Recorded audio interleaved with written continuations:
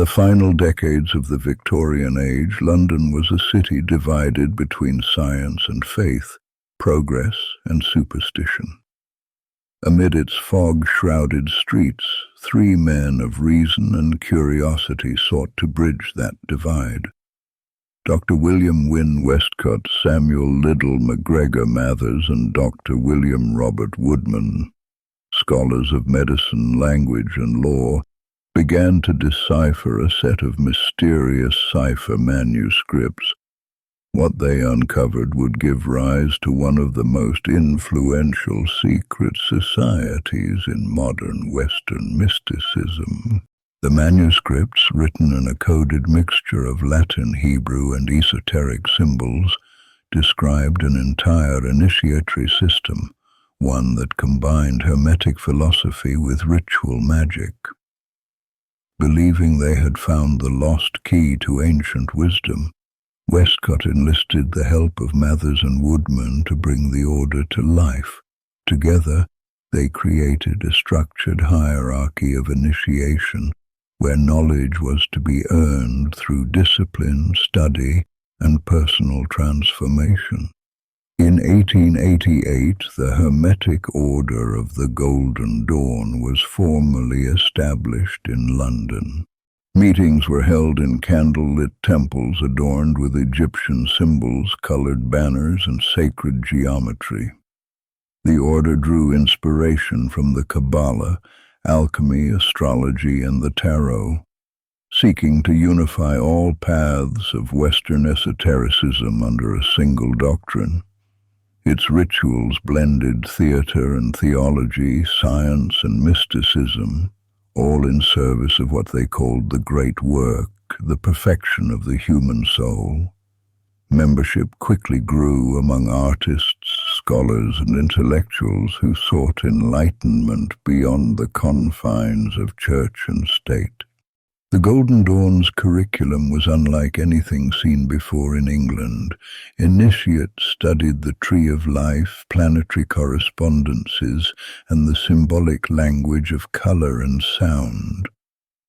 Alchemy was interpreted not as the literal pursuit of gold, but as the transmutation of the self. Through meditation, ritual practice, and symbolic initiation, members aim to ascend from the material world toward spiritual illumination, one grade at a time.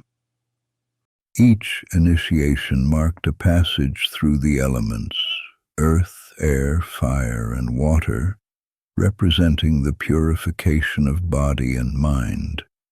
Candidates were blindfolded, led through chambers of symbolic trial, and ultimately presented to the Hierophant, who revealed the light of understanding. These rituals were meant to awaken the hidden divinity within each person. To the members of the Golden Dawn, magic was not superstition, but a precise spiritual science.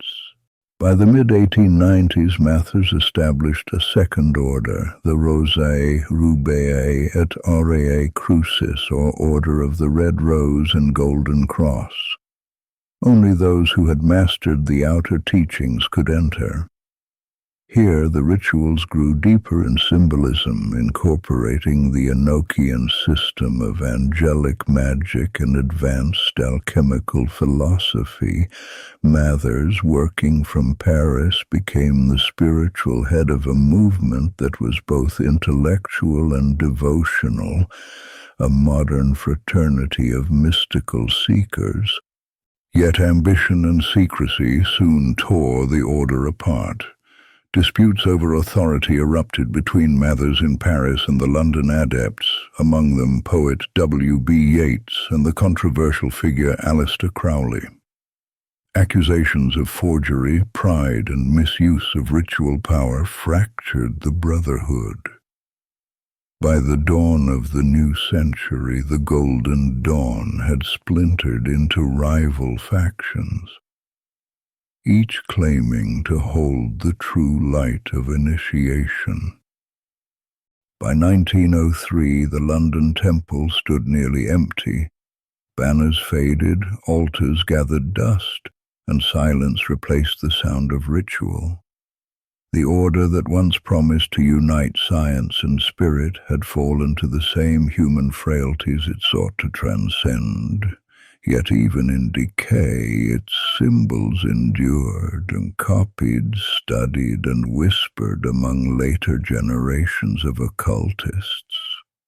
Though the original Golden Dawn dissolved, its influence spread far beyond its founders. Its teachings inspired modern ceremonial magic, Wicca, and even aspects of Jungian psychology.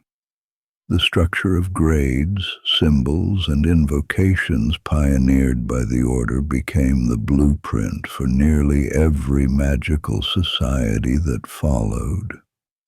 Through books, manuscripts, and oral tradition, the Golden Dawn continued to shape Western esotericism well into the 21st century.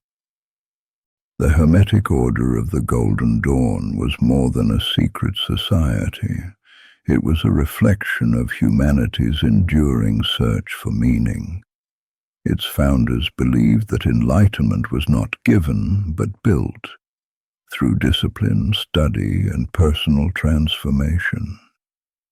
Their legacy reminds us that truth often hides not in shadow, but in the quiet pursuit of wisdom. And though its temples have fallen silent, the light of the Golden Dawn still flickers in those who seek to understand the unseen. You've been watching the Esoteric Unveiled, exploring hidden orders, forgotten truths, and forbidden knowledge. Like and subscribe.